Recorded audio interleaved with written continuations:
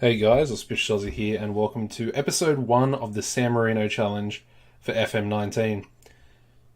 So, some of you might already know what the San Marino Challenge is. It's probably one of the most difficult challenges that has been created by the football manager community. And if you haven't heard of it, I'll give you a brief little rundown of exactly what it entails. So, the ultimate goal for the challenge is to win the World Cup with the San Marino national team. Now, in order to actually play as the San Marino national team, when you create your game, you have to add San Marino into your database, and you do that by adding all national players, all players of San Marinese nationality as well. But yeah, as I mentioned, winning the World Cup is obviously the pinnacle of the challenge, the top honour. It does sort of seem impossible because San Marino are always around the lowest end of the national team rankings. I think they're usually around 190 to 200, somewhere in that sort of region. Now the thing is, as you can see now, we are actually the manager of San Marino Calcio, which is the San Marino team that plays in Serie D in Italy, of course. Now, in order to make the national team as good as you need it to be to win the World Cup and, win other things as well, you need to get this team promoted, as far as possible to Serie A, and then to invest heavily into youth facilities and training facilities as well, and get those young players through the academy, try and embed them into first teams, and sort of develop them into players that, could potentially win you the World Cup. That's the difficult part. Obviously, playing as a team in Serie D, the fourth tier of Italian football, we've got to gain promotion throughout 3 leagues to the top division. So there's a lot to do in terms of how we're going to start the series. Obviously, we're going to aim for promotion, in consecutive seasons. Whether we'll manage to do that is another thing. But that is the goal anyway. All right, so we'll have a look at some of the facilities here. As you can see, we do play out of, it's called San Marino Stadium, but I think it has, I think it's like Stadio Olimpico or something like that. I'm not really too sure. I haven't done too much research. I have played a San Marino Challenge before. I think back in FM 2012, maybe. Can't exactly remember how long. It was a long time ago. We'll say that. As you can see, it's only a 5,500 seater. It was built in 1969. And as you can see, the facilities of the club, they're not terrible, but they're not that great either. Average training facilities, below average youth facilities there as well. Average junior coaching, and fairly basic youth recruitment. If you look at the club, we haven't really signed too many players. I'll get into that in a second, but our key player is Pellini, who is a pretty good player. As you can see, he can play defensive mid and centre mid. Our hot prospect is the goalkeeper, Pozzi, or Pozzi. Yeah, we'll go with Pozzi because that's how I'm going to pronounce it. And yeah, that's sort of, a bit of we'll go through a proper rundown of the players in the squad. We are only a semi-professional club, being in the 4th tier. So it's a little bit more challenging, if you will, than being a professional club as well. And of course, unfortunately, as you can see, we're losing about 50,000 a month, which is a lot. We're still under the wage budget. As you can see, we're only spending 6,000. We've got another 400 in that wage budget. But I don't think I want to spend it because the projection for the club does look really bad. At the end of this season, we're supposed to be 540,000 in the red. The next season after that, 1.2 million, and then 1.8 million the season after. Of course, that can all change, if we gain promotion, become professional, maybe sell a few players in the next season or two if they perform well enough to gain interest. So yeah, we'll go through the transfers next. As you can see, we didn't let any players go, but we did bring in 4 players. Bagnai, who is a centre-back that can play right-back as well.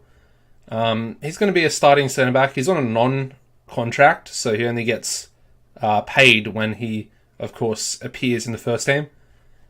It says he's a backup player, but I think for the players that I need at the moment, which are essentially ball-playing defenders, I think for this level, he's quite good. Good positioning.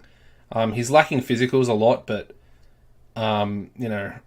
you can't really be too picky when you're down in these essentially non-league depths. The next player we brought in was Manolach, 22-year-old Romanian. Basically just brought him in to play wing-back, just a bit of cover. We were a little bit light in the position. £85 per week. So it's a pretty good, cheap wage deal or player to get in. Next player was Conti, a centre midfielder. Really good mental attributes there. Good passing, good first touch. And as I mentioned, we do play with 3 centre mids and 1 defensive mid. If you're familiar with my Athletic Bilbao series, you'll probably know the tactic. It was the tactic that I used to win La Liga and to win the Copa del Rey. So, yeah, he came in, 29 years old. Again, he's only on £80 per week, so I think that's a decent little bit of business. And the final player we brought in was Gory from our parent club, Cesena. We brought him in on loan. Again, just another midfielder, can play defensive mid as well. As you can see, 3.5-star current ability, so he's pretty good. And he'll probably get some playing time, of course, with our affiliated club, Cesena, or parent club. We don't have to pay any wages as well, so I think that was a nice little bit of business there. Let's get into the fixtures here. We'll go through, as you can see, we played quite a lot of friendly games during preseason. And we've also played 2 games in the Serie D Cup, so we'll go through all these. First game against Imolese. We managed to beat them 3-1. We then versus Teramo. Actually had a player sent off, and we lost that one, 1-0. We then managed to beat Sasso Marconi, 2-1. Could only manage a 0 draw against Montepulciano. Scandisci, we managed to beat 5-0, so it was a pretty impressive result there.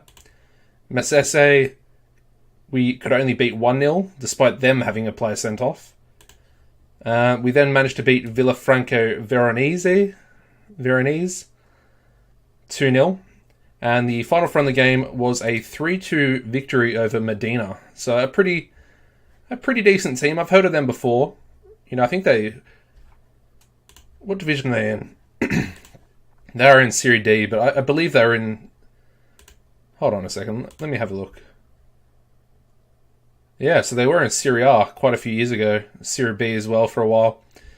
I thought they were quite a decent team when I arranged the friendly, but yeah, nice little victory there, although they have, fallen from grace, I guess. We then started our first professional game of the series in the Serie D Cup first round. We managed to beat Foglaw Caratiz 3-2, so a pretty close result there, but we managed to get the victory. Our goals coming from Vassallo, Pasquini, and Conti. And then we also managed to beat Metallica. Sounds like Metallica the band, but yeah, Metallica, yeah, we'll go with that. As you can see, it was 1-1, and it went to full time, and I didn't really read the rules, so I expected extra time, but it just went straight to a penalty shootout. And as you can see, Pasquini getting our goal in that one. And we, of course, managed to win on penalties. So that does put us into the third round, and we take on Rosato. But that's a little bit further down the line. Today's game is going to be the first league game of the season against Calvina. Not really too sure what to make of it, to be honest. But we're gonna verse them. Hopefully we can get the campaign off to winning ways. But we'll go through the lineup now. And I'll give you a bit of a rundown of the squad. So as you can see, we're playing with this. Essentially it's a 5-4-1 tactic. I mean, I guess you could... Yeah, I don't know. I go with a 5-4-1. That's the way I describe it. As you can see, we play two ball-playing defenders with a stopper, central defender in the middle. Then we have a deep line playmaker, defensive midfielder sitting in front of them. We then have an advanced playmaker, attack, sitting in front of the defensive midfielder in central midfield, not attacking. But he is attacking. We then have two Mazzalas on either side of the central midfield trio. And then, of course, we have complete wing-backs on the right and on the left. Up front, we have just a pressing forward. Honestly, it's a really good tactic. I'm not too sure how well it's going to do this far down in the fourth tier of Italian football. So I think we're gonna stick with it. And if it's not working, then I think we'll change it. But I do really like this formation. And it's actually a 5-1-3-1. I just realised that at the top there. But yeah, so in goals, of course, I mentioned him before. He's the hot prospect at the club. Pozzi, 17-year-old goalkeeper. Looks pretty solid, good potential on him. And I think out of the two choices that we have, I think he's the much better choice. Benedettini is the other choice. 21-year-old San Marinese player. As you can see, he's got similar sort of potential, a little bit lower, to be fair, probably due to his age. But he picked up an injury in preseason, so he's going to be out for the next 4 weeks. If we go up, the three centre-backs we're going to go with today are Salcuni, who isn't the best in the world, but he's got pretty good physicals. Can also play defensive midfield, but I think we're going to go with him as centre-back today. And that is due to a suspension to Terenzino, who is the 29-year-old centre-back that we would probably start with. But he is out today. The centre defender is Gramitzi. As you can see, bucket loads of potential. He's 22, so I guess he's a bit of a late bloomer, but yeah, he's solid enough. I think he'll do a pretty decent job in the centre of the back three. And then, of course, Bagnai, the player we brought in on a free transfer, on the non-contract as well. So there are our back three. Our wing-backs are Alessandro D'Addario, yeah, we'll go with that. San Marinese international, 3 caps on him. He's pretty pacey, just a decent little wing-back.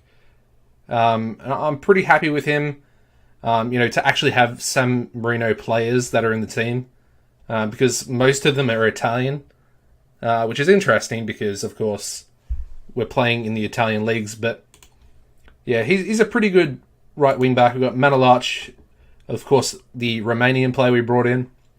He's got pretty good pace, good strength, really good going forward. He's more of a winger, to be honest, but I think what he lacks defensively, he makes up for with pace and strength and, crossing and stuff like that. So yeah, he'll start on the left wing back position. I'm going to go with Gori, the player on loan from Cesena, as the defensive midfielder.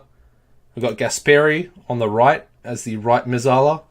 Probably one of the best players in the team.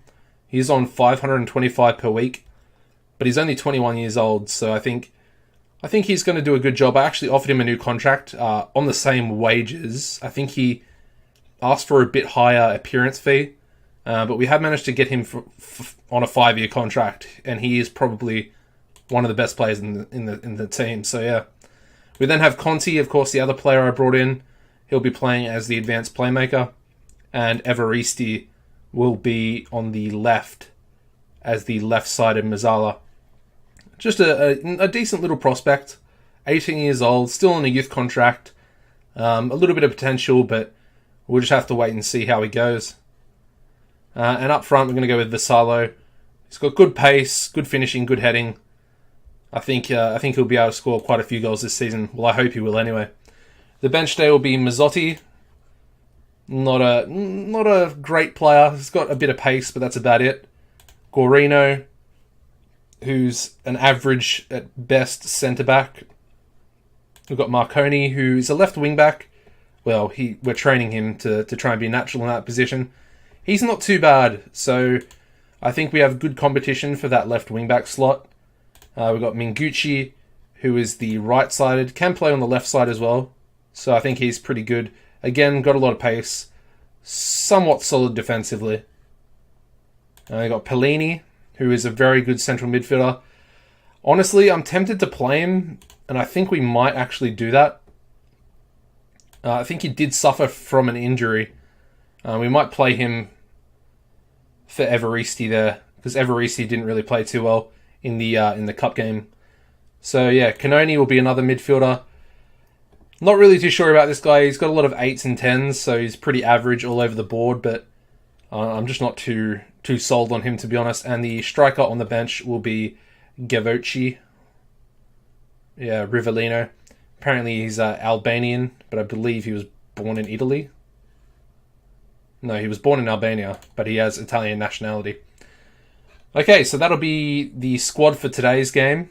Of course, as I mentioned... Oh, okay.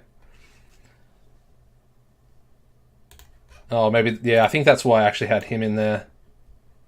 But I believe we need another one, so that's a little bit worrying.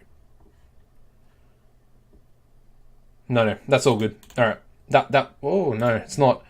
So I think we'll have to go with Marconi as the left wing back, and I think that'll work.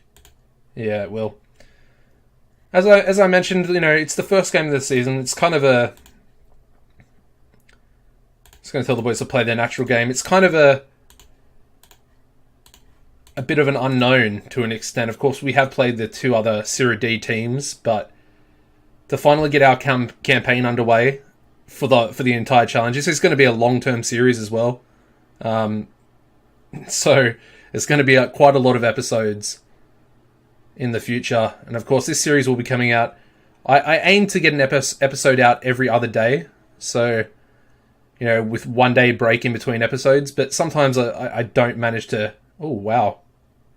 Gasperi with a free kick. What a goal. 4 minutes in. I mean, it's a perfect start, to be honest. But as I mentioned, I do try and get them out every other day, but sometimes work and other things... Is that a penalty for us? It is. Come on, Gasperi. Put us 2-0 in front. Come on. Oh, it's saved. Come on. I had a feeling that was going to happen. But yeah, we've definitely started the better of the 2 teams. And Gasperi, despite missing the penalty, definitely looks like a very dangerous player for us. And yeah, I'm really excited. I mean, I really enjoyed my time with Athletic Bilbao, but it was never going to be a really long-term series. We did manage to get 6 seasons in, which I think is a decent effort for the first series, on my channel since I came back. For those of you that are new, I had as we score another goal there, I had a 2-year period off where I didn't really upload videos. Some of you might have been familiar with my previous series that I've done in the past. Yeah, really getting back into it and really looking to put some good quality content out there. We are 2-0 up as we approach half-time, which is really positive. Come on, Gasperi. Shoots. Oh, what a goal. That's his brace there. Second goal of the season. Good stuff. 3-0 up before half-time. And they haven't even had a shot on target yet either, so... This is definitely the start that we wanted. Ooh, that was nearly a screamer.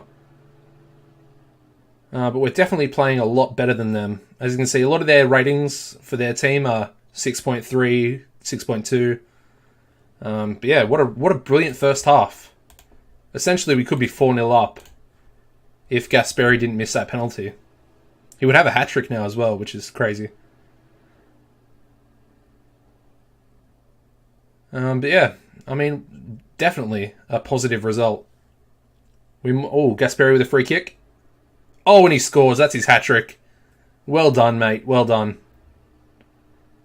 Another free kick. He's on a 9.5 rating as well. And Gramitzi, of course, the centre-back. Oh, we concede. Come on, boys. Don't be conceding like that. We'll make some subs here.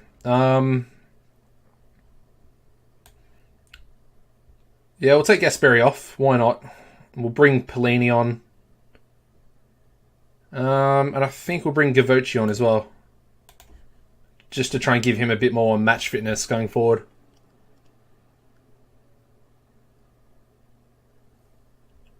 But yeah, we're definitely playing well. I mean, we've conceded a goal from our first shot on target, so yeah, I'm not too happy about that. But obviously, overall, we've definitely dominated them, to be honest.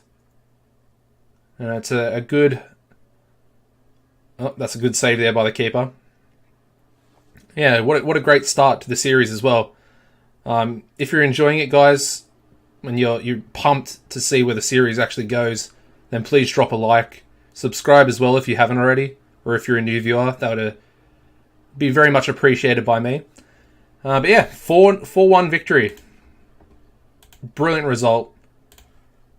Definitely happy to get off to winning ways in the league, because if I go over the rules here on the league table, as you can see here, the top team, so you have to come first to actually get promoted to Series C. So it's going to be such a difficult division to actually get out of. The other 4 teams here go into sort of a playoff cup sort of thing, I believe. I'll show you the rules here. As you can see, promotion, top team wins promotion to Lega Pro, which is of course the 3rd tier of Italian football. And then teams in 2nd to 5th qualify for playoff, which is basically, I believe, I'm not 100% sure, but I believe it's just like a playoff cup between all the other teams. And I don't actually think anyone gets promoted from it. I might be wrong, but I don't think anyone gets promoted from it. And I only say that because if we go to Series C up here, as you can see, as far as the relegation teams, only 1 team gets relegated. As you can see, other ones go into a playoff. I mean, they go into a playoff down there. Maybe some teams actually replace them. I didn't think about that, but now that looks a little bit more likely. I mean, I guess we'll just have to wait and see what happens towards the end of the season, but that could be interesting. Obviously, I'm going to aim to try and win the league, or win Serie D, which is definitely the goal. As far as the board goes, they only want us to make it into the playoff spots, so top 5 is what they want. But as I said, like, I want to try and gain promotion. I want to get to Serie A as fast as possible in order to get the finances and to invest into our youth facilities as well.